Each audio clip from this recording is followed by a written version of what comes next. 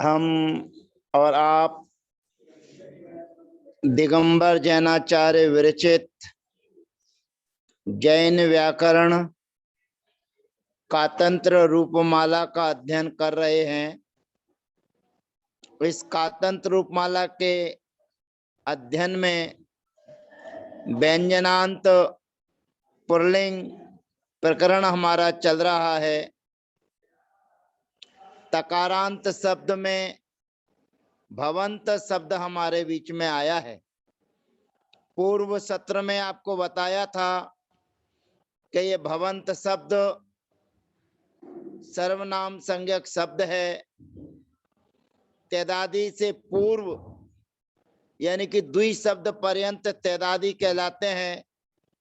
उसके बाद ये भवंत शब्द आता है और ये भवंत शब्द भा धातु से दवंतु प्रत्यय करने पर संपन्न हुआ था, ऐसा आपको पूर्व सत्र में बताया।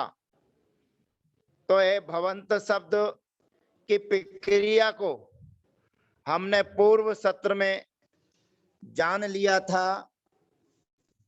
आज पुनः उन्हीं जिन शब्दों के अंत में अंतु होता है उन शब्द की प्रक्रिया हमारे बीच में है।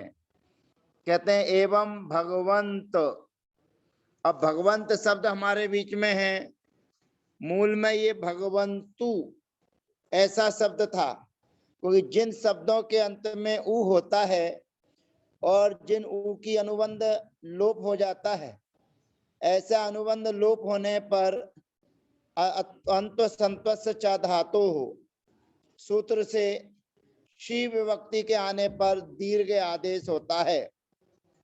ये विशेष अपने को ध्यान रखना है।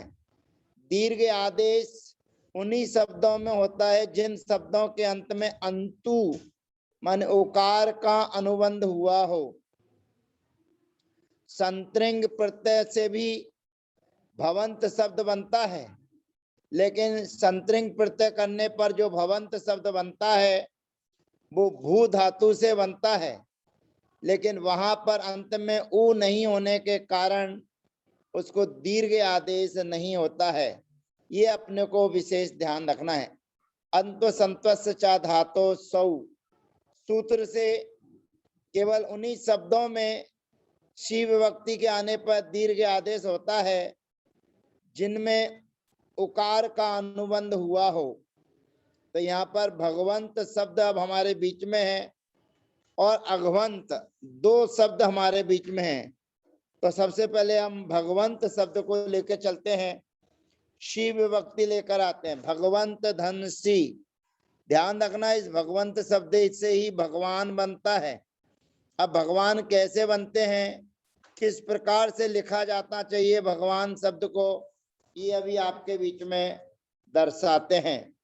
तो भगवंत धन सी, सी में इकार का अनुबंध लोप हो जाएगा और इकार का अनुबंध लोप होने पर हमारे बीच में सूत्र आता है अंत संतस्य च धातो सौ।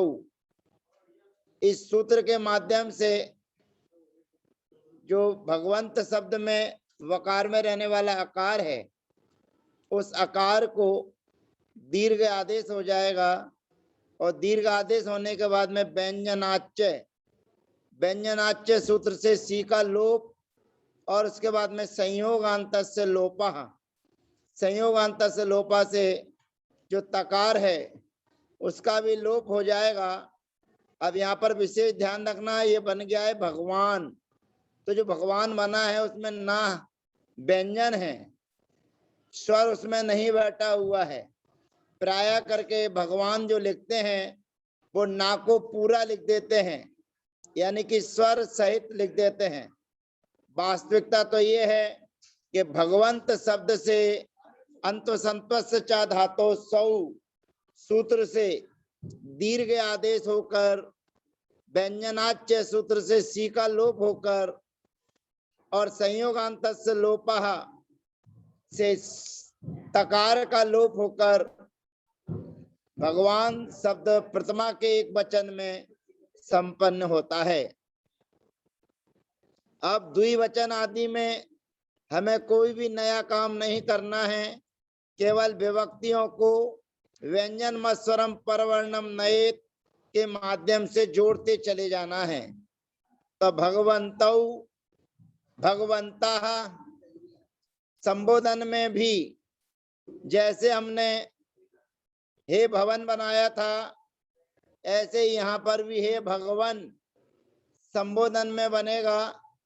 और भवंत शब्द में भवतो बाधे रुत्तम संबुद्धौ, इस सूत्र के माध्यम से उकार का आगम किया था। वादे उत्तम, वाके आदि में उकार का आगम किया था।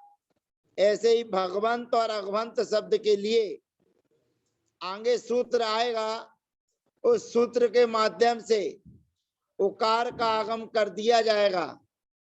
और वह उकार का आगम भी विकल्प से होगा।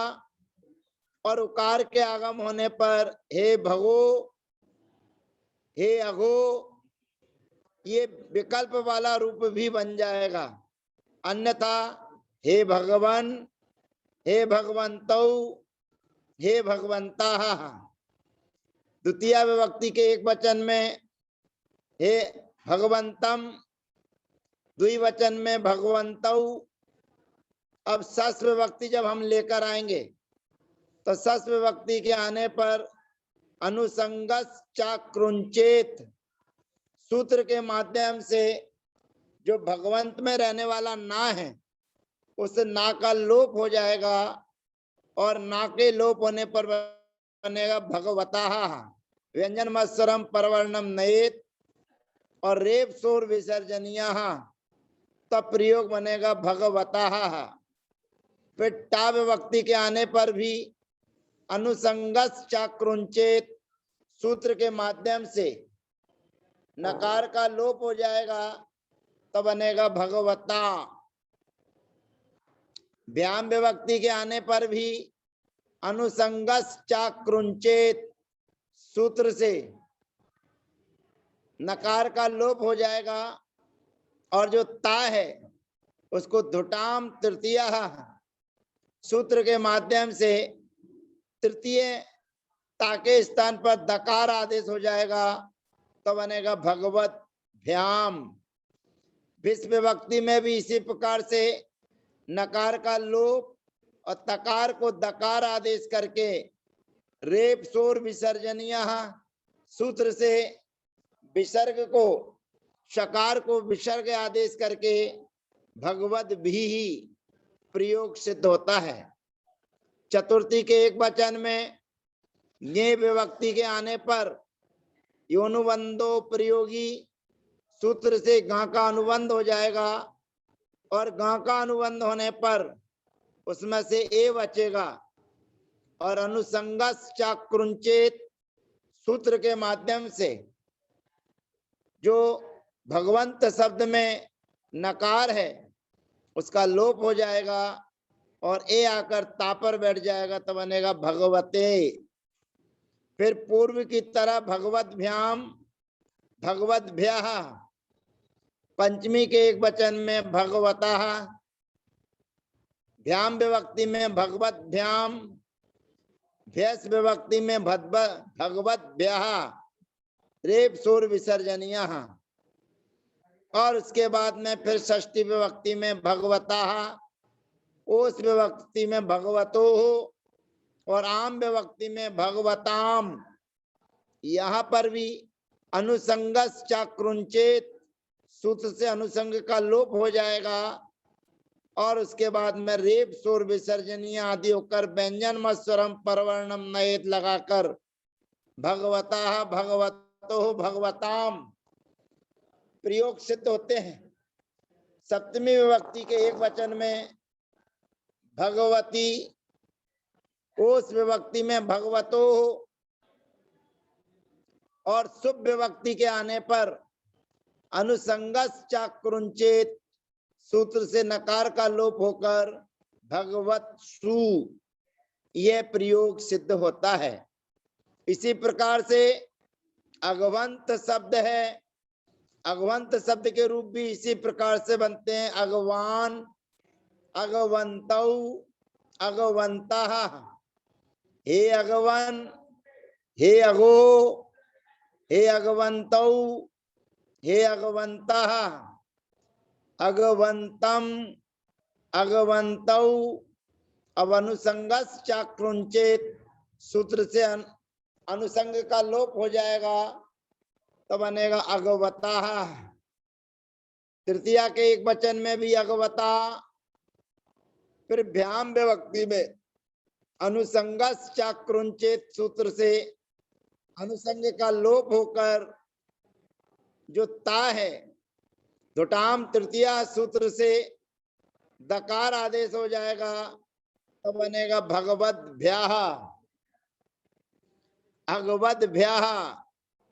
फिर भिस विभक्ति के आने पर रेप शोर विसर्जनिया अगवत भी, फिर अगवते, अगवत भ्याम, अगवत भ्याह, अगवता, अगवत भ्याम, अगवत भ्याह, अगवता, अगवतो, अगवताम, अगवती, अगवतो और अगवत सु।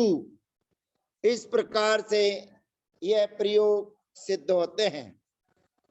अब आचार्य भगवंत कहते हैं कि इसी प्रकार से संबुद्धि बिना, यानी कि संबुद्धि में भवंत शब्द के, भगवंत शब्द के और अगवंत शब्द के दो दो प्रयोग बनते हैं।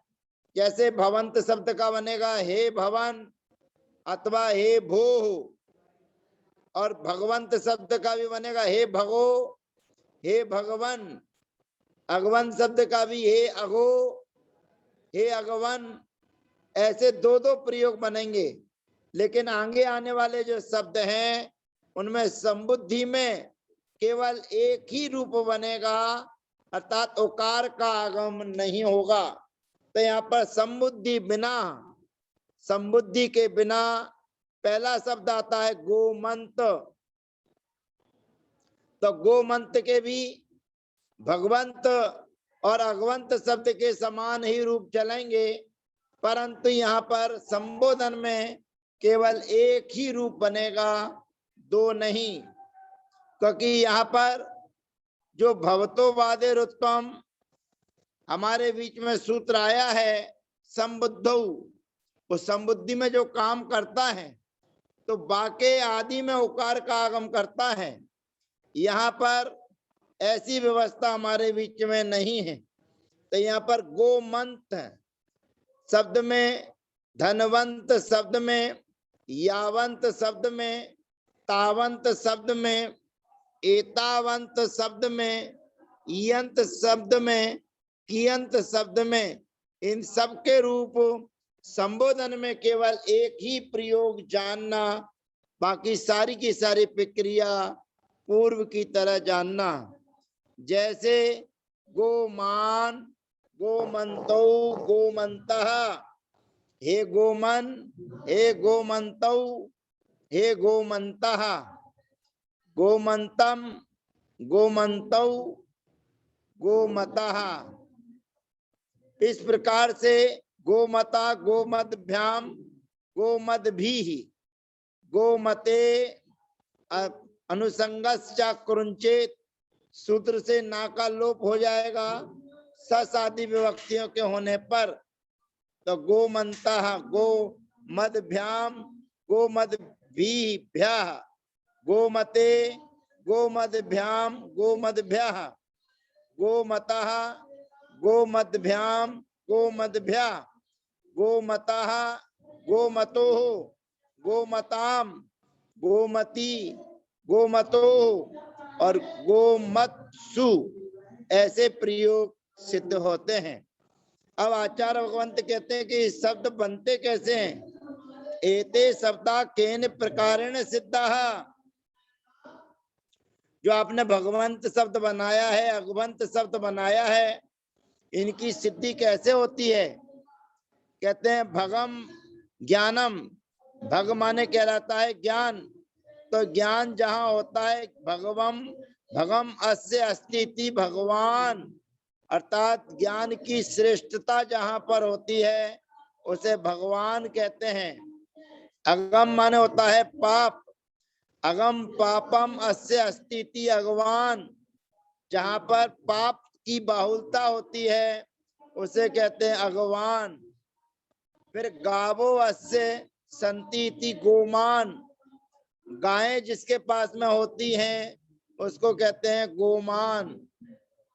धनम अस्य अस्ति इति धनवान, धन जिसके पास में होता है उसको कहते हैं धनवान। तद अस्य अस्ति इति मत्वंत इति बंतु प्रत्ययः।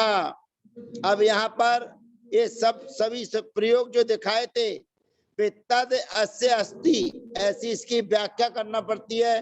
वह है जिसका, तद अस्य अस्ति इति मंतु इति विन प्रत्यय, मंतु और यहाँ पर इन प्रत्यय होता है, बंतु प्रत्यय होता है, मंतु प्रत्यय होता है। इस सूत्र के माध्यम से तद अस्य अस्ति इति मत्वन्त्विन इति बंतु प्रत्ययः, इस सूत्र के माध्यम से मंतु प्रत्यय होकर इन शब्दों की सिद्धि होती है, ऐसा जानना चाहिए। अब विशेष जो शब्द हैं यत, तत, एतत, इन शब्दों के माध्यम से जो शब्द लिखे हुए थे यहाँ पर यावंत, तावंत, एतावंत, ये तीनों शब्द जो लिखे हुए हैं वो कैसे बनते हैं, उनकी सिद्धि कैसे होती है, इसकी चर्चा अगले सत्र में हम आपके बीच में रखेंगे। तब तक के लिए जय जिनेन्द्र, वंदना, सबका यथायोग अभिवादन।